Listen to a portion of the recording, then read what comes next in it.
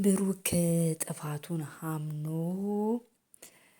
ሀይሚ ጋር ብሩክ ጥፋቱን አምኖ ጀስት ያው ያለውን ነገር ጥፋቱን አምኖ የተፈጠረውን ነገር ሁሉ አምኖ ሀይሚ ጋር ለሀይሚ ቃል ገብቶላታል ማለት ለምን ሁለተኛ እንደዚህ አይነት ነገር እንደማይፈጠር በእኔና አንቺም በወንድምሽ መሃል ምንም ነገር አይነት አይፈጠርም ለተደረገው ነገር ሁሉ ሶሪ እኔ የሚባለው ነገር ሁሉ እውነት አይደለም ካንቺ ውጪ ሌላ ህይወት የሚኖረኝ ነገርም አልፈልግምም እንዲኖረኝም አልፈልግም ብሏል ማለት ነው ብሩኬ ማለት ነው። ደስ ይላል ጀስት በጣም ደስ የሚል ንግግር ነው የተናገረው ማለት ነው።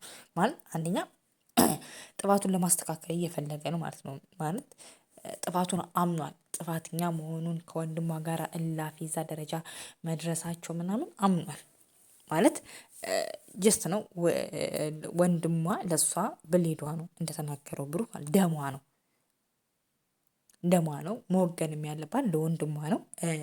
በዚያን ያህል ልክ ደግሞ ብሩክ በቀጥታ ከፍፄ ጋር ባደረጉት ነገር ልክ አይደለም የተናገሩን ነገር ማለት ነው። ለዛም ደግሞ ጥፋቱን አምኗል የተፈጠረው ነገር ሁሉ አምኗል ማለት ነው። ነገር ግን ይሄ ሁሉ የነበረው የእነሱ የሀይሚና የብሩክ አለመግባባት ነው። ገባችሁ አይደለ? የሀይሚና የብሩክ አለመግባባት ነው። አንደኛ እነሱ ሶስተኛ ወገን ባያገቡ ኖሮ ይሄ ሁሉ ነገር ራሱ ባልተፈጠረ ይሄ ሁሉ ነገር ወንድም እህት ጋር ራሱ ባይሄድ ኖሮ ደስ ይል ነበረ ማለት ነው። ግን አንዳንድ ጊዜ ሁሉም ነገር ከረፈደ በኋላ ይገባናል ማለት ነው። ግን ጀስት ጠላት ለምን ደስ ይበለው? ለምንድነው እናንተ ጠላት አለ እናንተ ብዙ ጠላት ወዳጆች ብዙ ጠላቶች አላችሁ የዛን ያህልም የእናንተን አንድ መሆን የምንፈልግ እኛ አለን ማለት ነው። ለዛ ማን ደስ ይበለው ብላችሁ የምትጣሉት? ለምን ተብሎ ነው የምትጣሉት? ለምንድነው እናንተ አንድ ላይ ስትሆኑ ነው የሚያምርባችሁ ማለት ነው። እና ደስ ይላል ዛሬ በጣም ደስ ብሎኛል የእውነት ለመናገር ማለት ፋሚሊዎች ቤተሰቦች ጨረቃ ፋሚሊ ማለት ለምን እንደሆነ ታውቃላችሁ?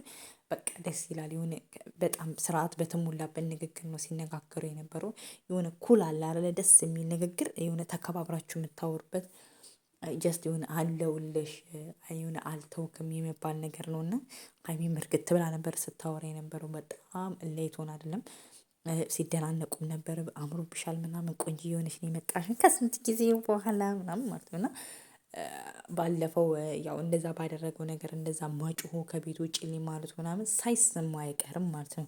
ለምን አንዳንድ ጊዜ ስትናድዱ የምታደርጉትን ነገር አታውቁም ማለት ነው። ለምን ንዴት በጣም ከባድ ነው። ገባችሁ አይደለ? ሲጀመር እሷም ከብሩክ ውጪ የምትፈልገው አይነት ህይወት ራሱ ያለ ራሱ አይመስለኝም እውነት ለመናገር ማለት ነው። ለምን ብሩክ በጣም ነው የምትወደው በጣም ነው የምታከብረው ብሩክም እንደዛው ማለት ነው። ለምን እኔ ካንቺ ውጭ የምፈልገው ነገር የሚኖር አለማ